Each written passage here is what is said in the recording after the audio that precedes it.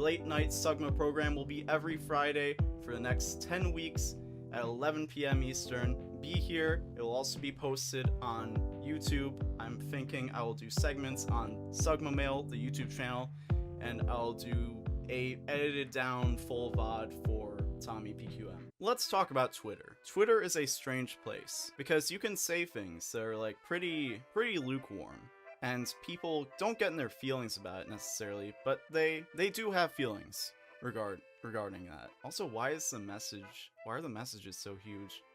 Whatever, it probably won't matter for today. So like I realized this thing about the Owl House. I realized like Lilith, after she shares the curse with Ida, she gets that streak in her hair, and it's like, oh well, it's because of the curse. But then I realized that's not her natural hair color. Like, she dyes her hair, so why is there a streak in her not natural hair? And people were like trying to correct me, being like, oh well, it's the curse, you know? And this person went back and they're like, okay, yeah, you're right. But it's like, she literally dyes her hair. That's not her natural hair color to begin with. So why would, like, if it's a cosmetic change, why would that affect it? You know what I mean? And I'm sitting here, I'm like, why is this a thing? Why would that happen? It's like a minor thing, but you know, if you're an animation person and you're gonna be talking about that on YouTube, then on Twitter, you might as well be a freak and just be like, yo, minor inconsistency, and just like use that as a way to create discourse because I want more followers, and that's how it works. But then Twitter discourse isn't productive, like it's not constructive, so it's like you end up in this situation where you're trying to have discourse on a platform that isn't friendly to discourse because it's just nobody wants to understand each other, and then you just get frustrated, and then you're like, man, I might as well just make a video about it, or I might as well come on Twitch TV on the late night Sugma program and talk about it, which is what I'm doing now. And this also happened when I said this, because a bunch of people were like, actually no, you're wrong, or they were like, wow, you're stupid because you didn't see this. Like, homie, I'm just enjoying, like, can we enjoy things? Can I just be like, damn, I never realized this thing. I never realized that the gumballs in Benson's head are supposed to make a beard. And everybody was either like, you're an idiot because you didn't see that. Some people were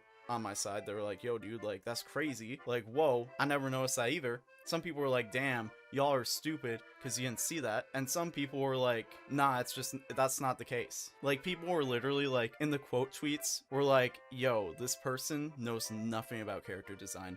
This person is a hack. They should stick to, like, not talking about animation because they don't know anything, because that's clearly not what's happening here. It's clearly just, you know, like, that's not the intention. You're just making shit up. And it's like, homie, if you look up regular show Benson beard, it's in this Tumblr post, and it's oh my god, this theme is obnoxious. Okay, the point is if you Google it, here it is on the wiki. The gumballs may act as facial hair for Benson, and some people were like, nah, it's not a beard, it's stubble. As a person with a beard who has stubble right now, I shaved 3 days ago and it's already grown out like this. Like, not even like, oh, I use the trimmers to like go as close as possible. Like, no, I literally like shaved, like full on shaved, and it's already like this a few days later. Where do you think this comes from? Do you not realize that, like, this is a beard? It's not a grown out beard, but this is a beard.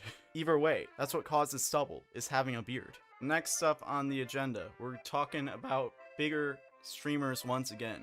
We're talking about sweaty gamers who don't go outside, so they need face cream to protect against the blue light on your monitor. What I wanted to create with Reflect was a collection that could help people protect themselves against blue light pollution. Because when you feel your best, you can reflect your best. Okay, so this is Valkyrae. She is a big deal, as you might say, in the sphere of streaming and entertainment online. She was voted Content Creator of the Year last year. And she's been getting a lot of flack for this because a lot of people are like, the fuck is blue light pollution? A lot of the studies being like, yeah, no, you need protection from the blue light on your computer are kind of bogus. And people are like really upset because they're like, yo, she's scamming her fans. But like, part of the thing is, it is kind of just soap. I think the only person who really made like a good case against it was 39Daft, who does have some level of knowledge about skincare products. Yeah, SPF was another concern. The AHA, no percentage. Glycolic acid, no percentage. Niacinamide, no percentage. The fact that they were both in the cleanser, which Either one, if they don't put in the percentage, you don't know how strong it is. Two, if it's strong and you use it to clean your face, and if they don't have an SPF follow-up product, it could do more damage to your skin. So it's really like kind of selling this issue of like, hey, you have blue light from your screen that's causing damage to your skin, and here's a product to fix that. And they didn't really show a lot of evidence that that's even an issue. Of course, it's like, okay, you have a female streamer who is very attractive, who is very successful, so like, how dare she?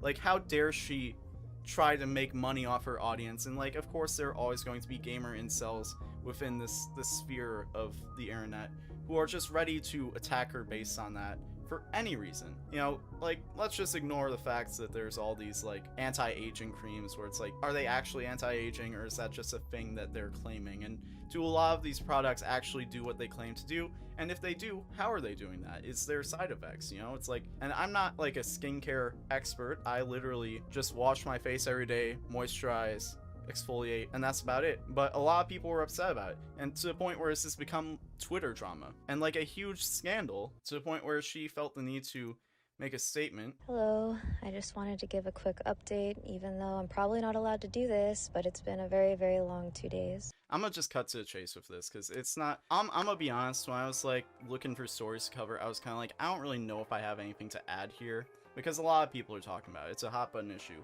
And I'm like, is there something that I can meaningfully add to the conversation that other people aren't already saying? And I think that the main thing I want to get across is like, a lot of people are going after Ray and saying like, you are trying to scam your audience. But I think the thing to understand is like, she's saying that she worked on this with this company for like 2 years. In that time, what other stuff was she doing in the last 2 years? She was moving from Twitch to YouTube. She was, you know, becoming content creator of the year. She became co-owner of 100 Thieves. Like, she's been doing a lot. So I don't think that this has been her life's work for the last couple of years. I think that as a content creator, as a public figure, as an influencer, I don't think she had a hands-on approach. I think that, like most things, when it comes to brand deals with celebrities, which she's not a giant celebrity, but she is an internet celebrity, I don't think that she was really involved in this as much as people might seem to want to believe. I think it was really the people around her and the people who were reaching out to her from the company who were really the ones responsible for making a responsible ad campaign and a responsible product. And as a result, I think a lot of they may have communicated to her in a way that made her feel like, okay, that's what this is gonna be. But then that's not what it was. I was really excited because this whole time I was under the impression that all of that research and everything that I saw was going to be on the website. It was critical and crucial for there to be information, and there was nothing but a WebMD link. I didn't want to speak or like stream because like I needed to see how the website was going to be updated, and that's when I learned that their studies can't be publicized. So that's the part where I was very naive about, because I didn't know that part. This is not what I expected. This is not what I signed up for. I don't want to have to convince people like, oh, just trust me. I understand entirely the position I put myself in. And now she's the one, since she is the face, since she is the big name attached to it, she's now the person who's catching a lot of the flack and a lot of the heat. And I think that what this is a symptom of is I think that this is a symptom of people really looking at content creators as kind of idols, really putting content creators on a pedestal and expecting a little too much. Like, of course, you have a lot of influence and you have a responsibility to use that influence effectively, but you also have to have the charitability and patience and understanding to realize that there are going to be a lot of companies who see your reach and they're going to want to take advantage of that. They're going to want to take advantage of the fact that you do have the audience that you have, and they do want to manipulate your audience as well as you if it's necessary to get through you and use your platform as a way to sell their product. And I think that's what happened here, especially since they're telling her like, don't say anything, and she's like, no, I think that it's the responsible thing to do to say this, because I'm gonna be real, I watch Ray's content semi-regularly and I don't think she's that smart. Like, not in a bad way. I think that she is well versed in what she does. Like, she has very specific expertise in being successful online as a content creator and being successful on social media as like a person who is an influencer who has the audience that she has. But I think that when it comes to things beyond that, I don't know that she's necessarily an expert. I think she has a limited scope of things that she is good at, a limited scope of things that she knows about, and I don't think that this specific thing is within that scope. And I think that's why she was probably trusting a lot of people to handle this responsibly, and then they didn't, and they kind of took advantage of her. And I don't think a lot of people are looking at this like that, because there is that envy and there is that resentment against people who are making a living off of, you know, doing this online.